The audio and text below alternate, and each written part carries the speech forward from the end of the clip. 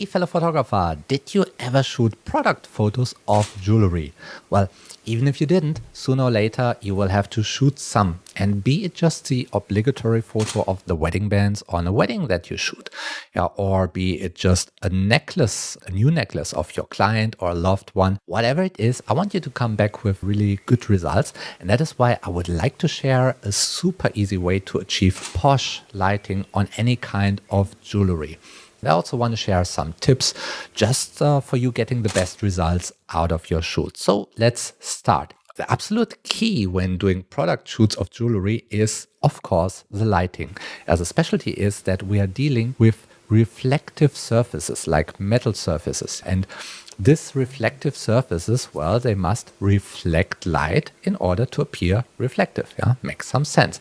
It means they must mirror something like a white underground. It should be visible in the metal. Or they must mirror something like the white parts of your light sources. This also means you really cannot use black or gray, because that would really be a headache to light the reflective parts. I mean, I won't say it's impossible. You can light it on black and gray, but it's really complex. So stay away from it. The reason is, if you've got a black underground and it mirrors in the reflective parts of your jewelry, then it mirrors as, well, black. It's like a black hole. It's like the piece of jewelry is not there at this part, which actually should look like a shiny metal part, but it looks just black. So you don't want to go there. You don't want to have the headache. So go for a white background and underground. Also, don't use colors. Stay away from any kind of colors, because if a color reflects in the shiny part of your jewelry, it's just looking wrong. If your silver jewelry reflects, let's say, a green underground, then the whole piece looks like a green plastic thing, but not like metal. So stay with white. It also makes it easier for you to isolate the jewelry later on if you wish to do so. What I use as a white underground is simply the backside of an old white poster. And that makes it easy for me to quickly shift the piece of jewelry a bit left or right, in front or back, to arrange it nicely in the center of my frame and to arrange it at the right position underneath the light source. So the backside of a poster is just handy. It will reflect as white, as shiny in the metal parts. The other side, the top of the jewelry, of course, it also must be bathed in light, with a lot of light, and you could go crazy and arrange a whole lot of light sources around your piece. And this is actually what I see a lot of times in tutorials that say set up 2, 3, 4 light sources and work with gradients and everything. But the results typically look unrealistic and somehow wrong. A lot of times the metal doesn't look shiny anymore. The piece is looking a little bit deformed. So stay away from these complicated setups. Just keep it simple and sweet. Use one big light source and bring it really close above your piece of jewelry. In my example, I simply use the same Easy Up softbox that I used in the shoot before when I was photographing the jewelry on a model in lifestyle photos. What I do now is just I leave away the grid, because I don't want the grid on the softbox to mirror in my jewelry. And I equip this little softbox with 2 speed lights this time.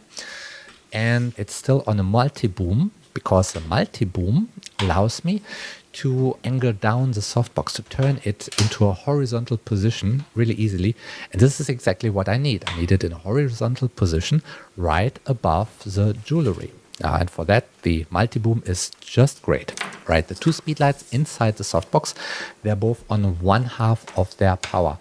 Now you say, okay, 2 speed lights, guide number 58, on 1/2 of their power, just a couple of centimeters above reflective jewelry, which is on a white underground. That sounds like a ton of light. And it is. It is really a ton of light, especially so super close to the jewelry.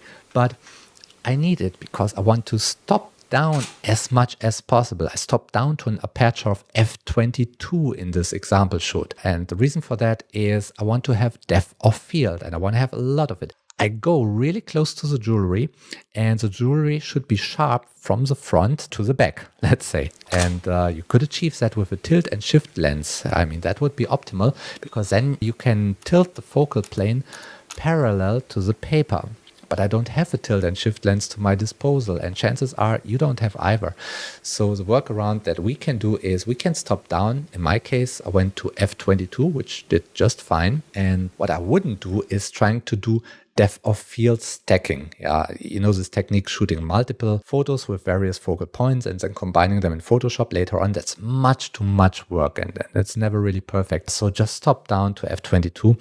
I mean, the overall sharpness, it may suffer a little bit, but that's perfectly all right. I mean, you can always add sharpness in post-production. You can always sharpen your photo, and you probably should, but you can never add depth of field, which is missing. Yeah, so care for the depth of field, don't care for the sharpness. I brought the ISO of the camera to ISO 200. I used a 28mm wide angle lens because this way I was able to go really close to the jewelry with a wide angle lens. And this shows more perspective in the jewelry. That means the viewer has got the feeling to be close to the piece of jewelry. It feels much closer than if I would have used a telephoto lens. So wide angle lens or zoom at a wide angle position is just fine. This is just what you need. The light, when you do it like this, just one light source from on top, really close. It's very even, very clean, but it still has got enough attitude to make the jewelry stand out. Without the need of too much Photoshop post-production. It does so because it adds a nice little gentle shadow underneath the pieces. And this is typically what you want to have in this kind of product photos. A nice, soft, gentle shadow. And you want to do it this way. You don't want to isolate your jewelry and then afterwards add an artificial shadow in Photoshop, because that looks so 1990. It never looks really right. So better don't do that. Directly shoot it correct. Shoot it with a nice, gentle shadow. I mean, don't get me wrong. Before your photo would go into an advertisement of a major jewelry brand, they would do a heck of a lot of additional Photoshop work. But actually, you want to get it as perfect as possible already in camera. And why make more work than necessary? Just shoot it right. Shoot it from an angle of 45 degrees downwards to your jewelry. Use a tripod if possible, especially when you're shooting high number of products, because that will ensure that you always keep the same angle throughout the whole shoot, and it makes it looking much more consistent. Yeah. Arrange your jewelry nicely on your paper. Arrange it so that it underlines your target lifestyle feeling. If the feeling that you want to transport is rather serious, or is it pride, or is it playful? I mean, depending on that, you would arrange the jewelry. Let's say you would arrange the sides of a necklace exactly straight, really serious, straight horizontal, or you would have both edges leading upwards, or you would arrange it in a playful kind of bow or circle, for a playful feeling. Just make it matching your desired feeling. Another tip, have your jewelry cleaned, polish it right before the photo that you take.